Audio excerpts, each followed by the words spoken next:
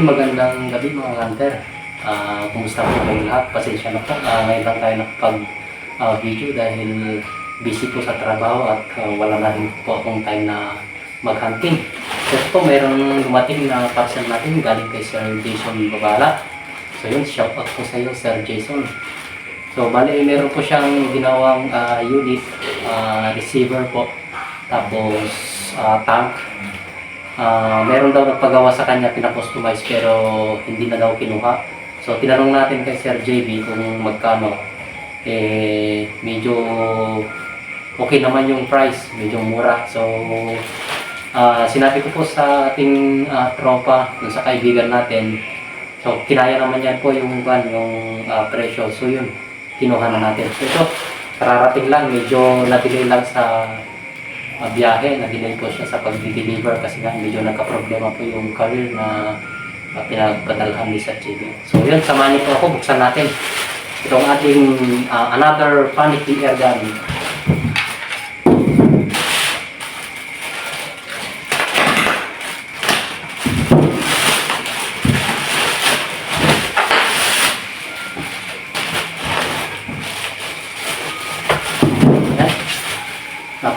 Napakaganda po ng kanyang pagkakabalot. Ayan, safe na safe. Ayan siya mga bubble wrap.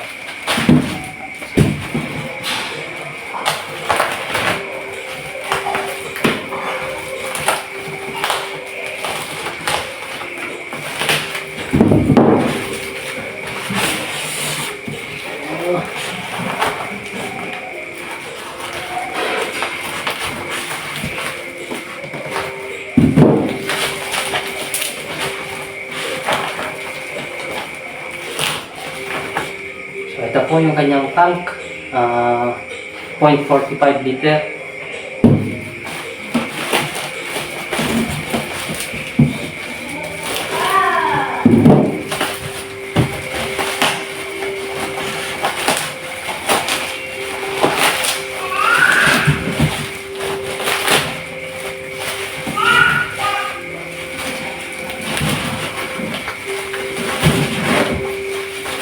Grabe, ang kapal ng kanyang pagkakabalot ng kanya. Safe na safe.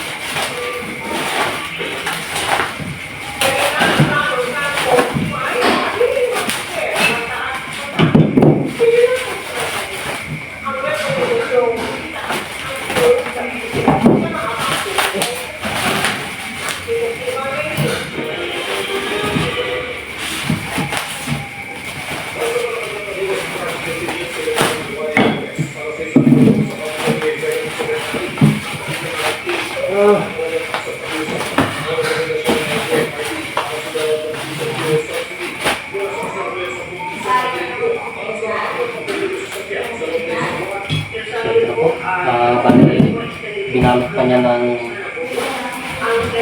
damit, tela.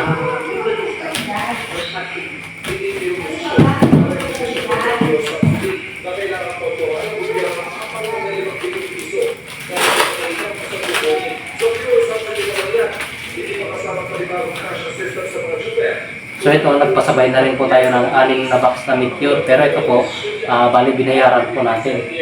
So sa akin po ito. Binayaran natin ng 650 yata.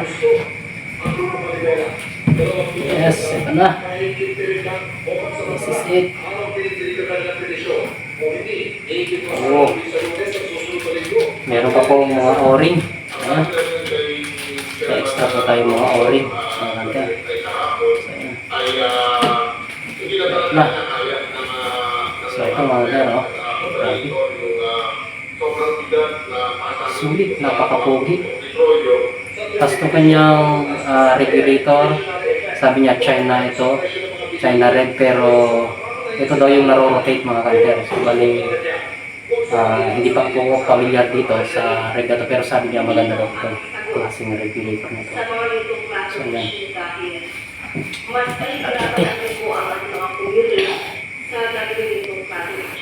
So bali yan mga kanter, oh.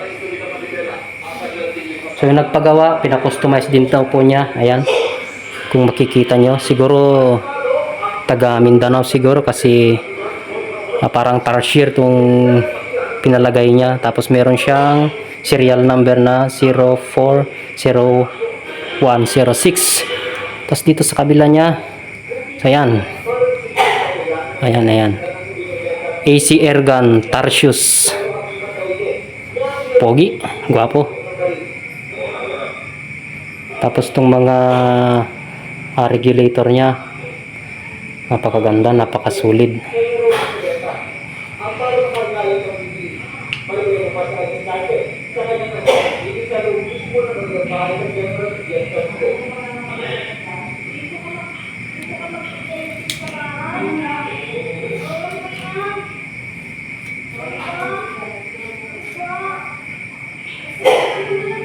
Po siya.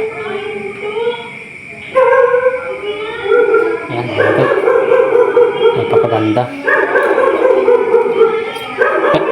Ito po pala ang maganda dito sa receiver na ito mga kanter. Pag nakaswing po siya, ayan, makikita nyo pag nakaswing po siya, ayan, hindi nyo siya maikakasa. Ito, bali hindi mo po ito makakasa pag nakaswing. Tapos pag ayan, pag nakakuan naman, pag nakakak siya, hindi mo siya maisiswing.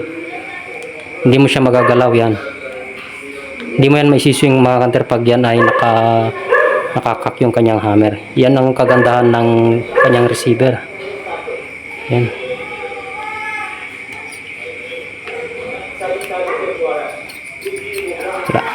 So, napaka-solid, napakaganda. Yan.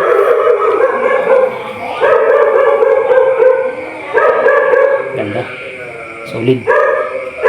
So, shout out kay Sir sa ating tropa. Si Jomar Matthew. Ayan, napakaganda ng kanyang receiver. Solid. Daming Allen, Allen bolt.